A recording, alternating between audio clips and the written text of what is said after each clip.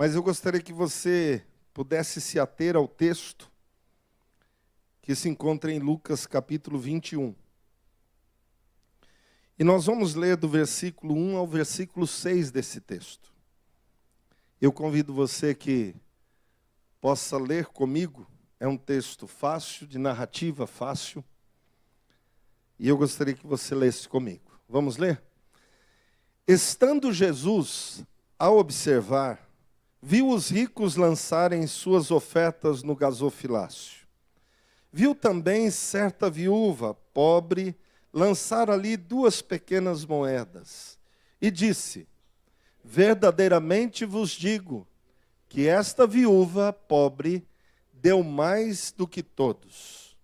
Porque todos estes deram como oferta daquilo que lhes sobrava. Esta, porém, da sua pobreza deu tudo o que possuía, todo o seu sustento. Falavam alguns a respeito do templo, como estava ornado de belas pedras e de dádivas. Então disse Jesus: vedes estas coisas? Dias virão em que não ficará pedra sobre pedra, que não seja derribada. Amém. Meus amados, nós estamos vivendo dias confusos, como o pastor Mário já disse aqui no início do culto. Dias turbulentos, dias de incertezas em algumas áreas, dias de perguntas em outras áreas, dias de indagação que talvez fiquemos repassando para o nosso coração aquilo que o salmista no Salmo 73 também repassou na alma e que esses dias o pastor Ivan pregou aqui sobre este salmo. Por que o justo, buscando servir ao Senhor, parece que sofre mais aflição do que o ímpio, que demanda a boca contra Deus e tudo lhe vai bem? Esta era a indagação do salmista. Por que é que servir ao Senhor, e eu vou usar a linguagem do mineiro, é tão custoso? Por que servir ao Senhor é tão penoso? Mas isso não nos é escondido. Isso não está escondido de nós na palavra de Deus. Jesus disse que o caminho para segui-lo era um caminho estreito. É um caminho diferente do caminho da perdição, porque o caminho da perdição é um caminho largo, tranquilo. Vivendo a perdição, a pessoa vive como ela quer. Viver salvação já não é como eu quero, é como Deus quer. E o propósito não é mais o meu, é o dele. E Jesus, em todo o tempo que andou por aqui, por estas terras, não aqui exatamente, mas pela terra, vivendo ali com as pessoas que estavam na terra prometida naquele momento, ele sempre olhou para as pessoas e eu vou dizer, fitou-as nos olhos. Olhou-as dentro da alma. Jesus nunca se deixou enganar por aparência. Jesus nunca foi tocado porque a pessoa dizia palavras bonitas e lisonjeiras. Jesus olhava na alma da pessoa, olhava nos olhos da pessoa, e eu costumo dizer que quando você olha nos olhos, a alma fica desnuda. Por isso que quando a pessoa não está bem, a primeira coisa que ela corre é de olhar nos seus olhos. Ela não quer olhar. Porque senão ela demonstra aquilo que está acontecendo no mais íntimo da alma. Mas Jesus, olhando as situações, passou por esse momento desta afirmação da oferta da viúva pobre. E algumas coisas me chamam a atenção aqui. Porque embora nós pensemos que os dias em Israel eram fáceis e tranquilos, no momento em que Jesus aqui pisou, é o contrário. Israel estava debaixo do domínio do Império Romano, e embora o Império Romano deixasse que as nações que estivessem sob o seu domínio continuassem seus cultos e adorassem seus deuses, o Império Romano também tinha um tacão fazia de todas as maneiras para oprimir também o povo e conduzi-los como escravos e subjugados do império. Não existia vida tranquila para o judeu ali. Não existia vida tranquila para quem fosse seguidor de Cristo. Porque seguir a Cristo naquele instante era encontrar perseguição do império e ao mesmo tempo do judaísmo. Então, quando Jesus chama alguns homens, como você sabe, chamou Pedro, Tiago, João, Bartolomeu, Mateus, para que eles o seguissem. Ele não estava chamando para que eles pudessem desfrutar de uma vida boa. Ele estava chamando para que estes homens entregassem a vida a Ele. Confiassem nas mãos dEle a própria vida. E o destino e o conduzir da sua caminhada. Estes homens entenderam este chamado, foram tocados pelo Espírito Santo, seguiram o próprio Jesus, em alguns momentos encontraram uma tremenda turbulência pessoal. Porque não era simples, assim como não é simples para nós, o ser transformado por Deus. Eu não estou falando da salvação. A salvação, Deus nos alcança em Cristo Jesus, você é tocado por Deus e você aceita Cristo assim como eu. E nós não temos nada para fazer além do que dizer, eu te recebo, Senhor. Dali em diante tudo está feito. Você já tem o céu. Mas como cidadão do céu, há uma transformação que Deus opera em nós. E essa é dia a dia. Isso dentro do nosso conhecimento se chama santificação. E todos os dias nós estamos sendo trabalhados pelo poder de Deus e do seu Espírito, nos ensinando, nos moldando, nos empurrando e ao mesmo tempo nos dando esse impulso para que nós caminhemos na direção que Deus quer. Esta viúva pobre, que chegou ao gasofilácio para trazer a sua oferta ao Senhor, não impressionou nenhum homem. E nem impressionou Jesus. Mas Jesus viu o que ela estava fazendo. E duas coisas que eu gostaria que você pudesse guardar acerca deste momento em que Jesus presenciou. É que o que Deus quer conosco é o mesmo que aquela viúva pobre fez diante de todos aqueles que estavam no gasofilácio, naquele momento, na igreja, no templo. Ela traz diante de Deus a sua pobreza. Ela não se envergonha da sua impossibilidade. Ela não se envergonha, e aqui me permita dizer, da sua própria miséria. Mas reconhecendo aquilo que tinha, ela pega tudo o que tem. E reconhecendo o que é, traz diante de Deus. Ela não está preocupada qual o valor daquilo que ela trouxe.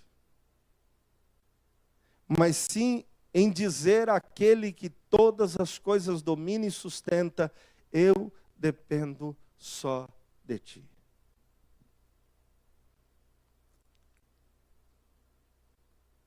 O cristianismo, queridos, não é um chamado de Deus para que nós possamos exibir nossas capacidades. Não é um chamado de Deus para que nós estejamos no palco com holofotes. É um chamado de Deus para o serviço e o reconhecimento da nossa incapacidade, da nossa insuficiência, da nossa necessidade da presença de Deus. O cristianismo é chegar diante de Deus tendo nas mãos o que nós somos. E o que somos? Nada. Nossa vida é um breve sopro e nem a vida nós dominamos. O cristianismo não é um passo para dizer, eu já entendo tudo, Deus. O cristianismo é um passo diante de Deus para nos ajoelharmos e dizermos, Deus, eu preciso de Ti, só do Senhor, de mais nada neste mundo. Todas as demais coisas são passageiras. E eu preciso é de Ti, do Teu mover. Meus amados, quando esta viúva pobre chega ao gasofilácio, depois de 30 anos na igreja, a gente começa a ver situações. É uma situação humilhante. Diante de tantos poderosos que estavam ali, e não sou eu quem digo, a Bíblia está dizendo que Jesus vê os ricos lançando as suas ofertas, e com certeza fazia muito mais barulho que as moedinhas da viúva. Era muito mais pujante a oferta daqueles que estavam ali. Mas o que eles não traziam era o coração na presença de Deus. Eles davam daquilo que lhes sobrava, enquanto a viúva trouxe tudo o que tinha. O chamado de Deus para nós não se refere somente a dinheiro, não, queridos. O dinheiro, eu vou dizer a você, é a parte menor da história. Ah, pastor, mas então por que a igreja pede dinheiro? Se você já está há algum tempo aqui, normalmente eu digo, se você está visitando, você não tem que dar dinheiro à igreja, coisa nenhuma. Deus sustenta a sua obra. É um privilégio nosso poder contribuir também com as nossas ofertas e nossos dízimos, mas Deus não precisa desse dinheiro. Deus levanta de onde Ele quiser, muito mais do que nós pensamos. Na caminhada pastoral, um dia, eu fui indagado por uma pessoa, e essa pessoa disse assim, eu não dou dízimo na igreja, e eu nunca fui magrinho. Sempre fui gordinho. E eu não sei se ele se inspirou em mim, mas ele disse assim, eu não dou meu dinheiro na igreja para engordar pastor. Não gostei do seu sorriso, não. E quando ele disse isso, eu falei, como é que é, irmão? Eu falei, é isso mesmo que o senhor ouviu. Eu não dou meu dinheiro para ficar engordando pastor. Eu olhei para ele e disse assim, tá bom. Eu vim te fazer uma visita. Eu não vim te cobrar nada. Mas acho que você já está sendo cobrado para vir com essa colocação para o meu lado. Mas eu quero te dizer uma coisa. Deus não precisa do seu dinheiro e tampouco eu. Ele disse assim, e eu não dou mesmo.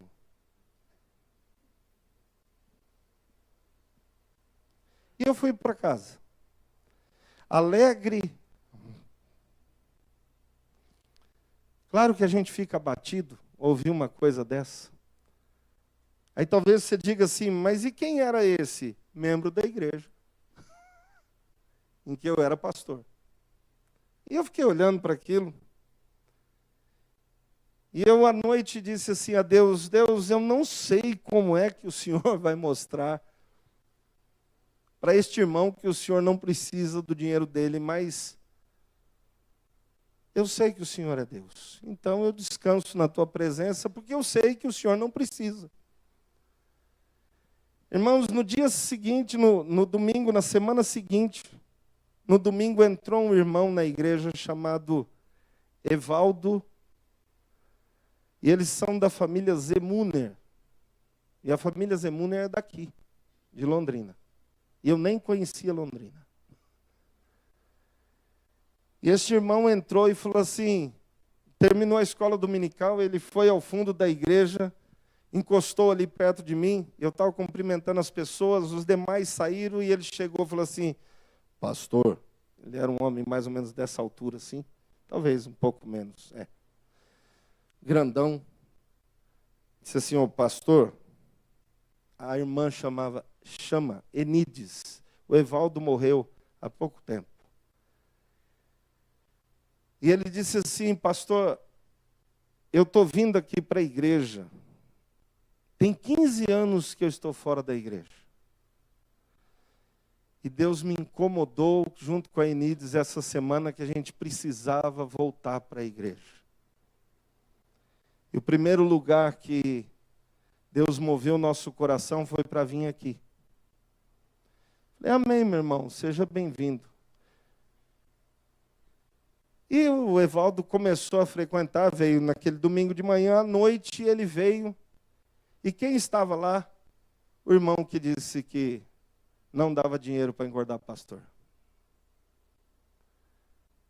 A hora que ele chegou, cumprimentou estes irmãos na igreja, e ao terminar o culto, para minha surpresa, estava o Evaldo, a Enides e esse casal.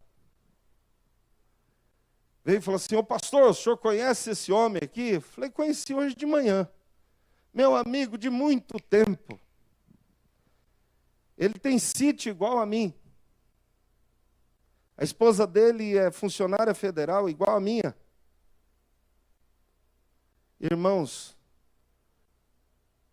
Deus é demais. Naquela hora, o Evaldo falou assim, ô pastor, inclusive, nós viemos trazer o dízimo e a gente não lembrou que tinha que colocar lá no gasofilácio. Como é que a gente entrega? Disse assim, esse irmão aqui te mostra onde é o gasofilácio para você depositar lá no gasofilácio. Ele leva você, leva ele lá, ó. Leva lá, irmão. Naquela semana, aquele homem me chamou para orar na casa dele de novo. O homem que disse, eu não dou dízimo. E aí a história já era outra. Ele olhou para mim e disse assim, pastor, eu não sei o que eu vou fazer. Nestes dias, entraram no meu sítio e roubaram bois. E eu fiquei olhando para ele. Não bastasse isso, alguns bois caíram num poço velho, morreram. Meu filho está estudando medicina na Bolívia. Eu não tenho dinheiro para mandar para ele. Eu não sei o que eu vou fazer. Eu queria que o senhor orasse por mim. Eu olhei a ele e disse assim, mas por que você vai pedir a Deus se você diz que o dízimo não é para ele? Você acha que o dízimo é para engordar, pastor? Ele disse, é que a gente fala na hora do nervoso. Eu falei, não, irmão, você não estava nervoso. Você podia estar com o coração doente, mas não nervoso. Ele disse assim, é que a gente fica olhando a obra da igreja. Eu falei, também não. Você estava olhando única e tão somente a sua condição. E eu chamei aquele homem para que ele orasse a Deus primeiro. E ele resolvesse essa questão com Deus. Enquanto ele se preparava para orar, ele disse assim, Deus me deu um tapa, pastor. Porque o Evaldo ganha mais do que eu.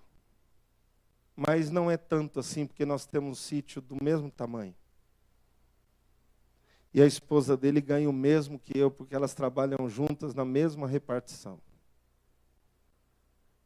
Eu disse, o que você aprendeu? E ele, com todas as letras, disse, Deus não precisa do meu dinheiro, mas eu preciso da bênção de Deus. Não era mais uma lição que precisava ser dada, Deus já fez. O cristianismo não é o local onde nós vamos para nos servir de Deus.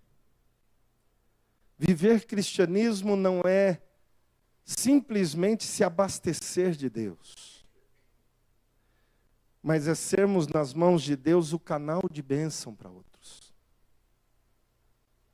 Sermos nas mãos de Deus um instrumento para que Deus toque a música que Ele deseja tocar, para que vidas sejam resgatadas.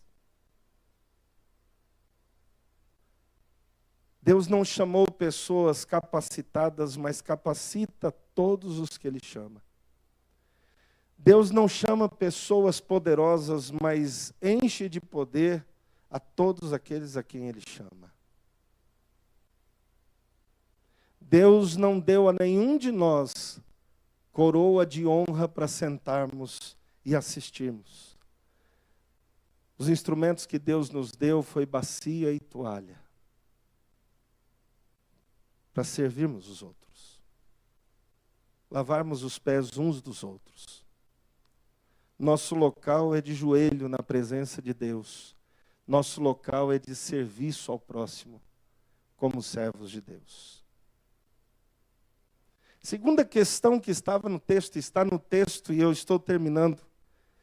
Os homens ficaram estupefatos, alegres, porque olhavam para o templo e viam a grandiosidade e a portentosidade do templo e diziam: coisa linda que nós temos, olha o templo. E Jesus diz assim: isso não vai ficar nada. Pedra sobre pedra desse templo não existirá. Nosso coração não pode estar amarrado nas coisas que Deus nos concede aqui, queridos. E mais uma vez eu vou te dizer, já disse hoje de manhã, dinheiro não é uma praga. Dinheiro não é um malefício. Mas ele não foi dado por Deus a nós para nos comandar e ser o Senhor da nossa vida. O Senhor só pode ser um. Só Jesus. Aquilo que Deus nos concede para administrarmos e abençoarmos. Não nos concede para que nós entesouremos e depois fiquemos ali de cabeça quente como é que vai resolver a vida.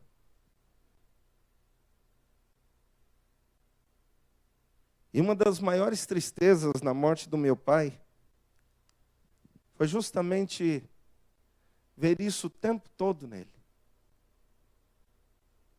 Um homem que dizia: eu preciso ter pelo menos R$2.000 no bolso, senão eu não tenho dinheiro. Morreu com R$2,50 no bolso. Brigando com uma filha porque queria que ela trouxesse o dinheiro que ele tinha emprestado para ela. De que adianta? Para que serve? Nós devemos trabalhar, sim, isso não é problema não, queridos. E trabalho também não foi um castigo que Deus deu depois de Adão, não. Ele já disse para Adão que era para Adão trabalhar, lavrar o jardim, cuidar do jardim, então tinha trabalho no jardim. Mas o nosso coração não pode estar naquilo que nós alcançamos e que nos foi dado. Tudo que você e eu recebemos é para, de alguma maneira, poder abençoar aqueles que nos cercam, aqueles que estão ao nosso redor. De alguma maneira socorrer, de alguma maneira servir, de alguma maneira ir até essa pessoa. E quando eu digo isso, parece que você e eu temos função de ficar dando dinheiro às outras pessoas. A Bíblia não diz isso. Mas quando você alcança estar aí aposentado, mais tranquilo, não tem que picar cartão, não tem que cumprir horário, você tem mais condições ainda de abençoar outros. Porque muitas vezes os mais jovens estão precisando do seu empurrão. Estão precisando que você compartilhe a sua história. Porque hoje, quando as pessoas falam de trabalho, as pessoas pensam que o trabalho é só chegar às 8 horas no serviço. E ponto final. Não é. E quando eles olham para a vida que você alcançou, principalmente quando mais jovens, eles já pensam que o importante é conseguir o carro que você tem, a casa que você tem, no endereço que você alcançou. Mas ele não sabe quanto trabalho deu. E ele só olha o bem-estar agora. Muito mais ainda se ele já veio de uma família que está estruturada, minimamente estruturada, aí ele já pensa que a vida é fácil. Fala, a vida é tranquila demais. Não sei se seus filhos já disseram para você assim, papai, eu quero isso. Você fala assim, não tem dinheiro. Ele fala, passa o cartão. Já disseram? Mas foi só lá em casa que aconteceu. Porque eles acham simples. Passa o cartão. Eles só veem que quando passa aquele dinheirinho, chamado cartão de crédito, tudo que eles querem dá certo. Eles não sabem o que se chama fatura. Isso eles nunca viram. Até receber o primeiro salário e comprar no cartão deles. Quando chega a fatura, que negócio é esse que chegou? Isso é o que você gastou. Como? Eu não gastei tudo isso. E é um barato, porque é desse jeito mesmo. E aí a pessoa começa a conferir coisa por coisa, fala, isso aqui eu fui, esse eu fui, rapaz, eu fui em tudo isso aqui. Eu comprei tudo isso aqui. E hoje os mais jovens têm um problema ainda maior, e eu sei que não é simples. E se eu falar aqui, eu vou fazer merchan, né? Mas tem um tal de Shopee, Mercado Livre, Shein, e outras cositas mais. E ainda, para piorar, puseram um monte de joguinhos, que aí os mais novos ficam atônitos, dizendo assim, rapaz, se eu pegar o cartão do meu pai e da minha mãe, eu vou comprar tudo que tem lá, ó, joguinho por joguinho, e vai vir tudo para mim, e eu vou ter tudo aquilo que eu quero, e ele não sabe o preço disso. Jesus está confrontando o coração daqueles que estavam ali, porque a confiança deles estava naquilo que possuíam e no templo que fizeram ao Senhor. E terminando, eu preciso te dizer, a minha confiança e a sua confiança não pode estar no fato de que nós dizimamos, nem no fato de que já estamos salvos. Pastor, o senhor está mudando a doutrina? Não. Eu estou falando a confiança.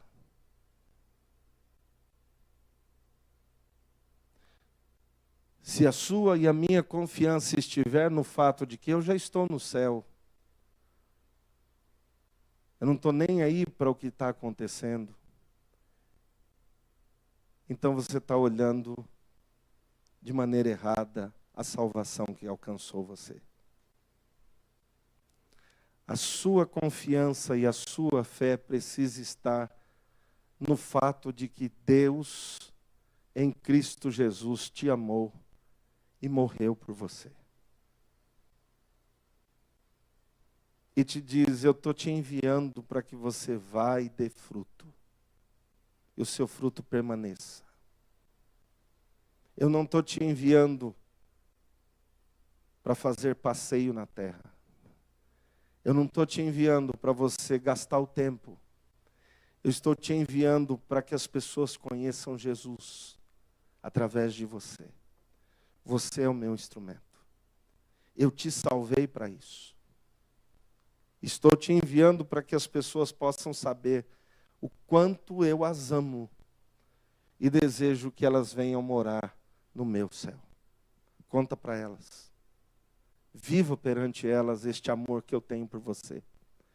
Mostre o quanto eu cuido de você. e que em mim você descansa dia a dia.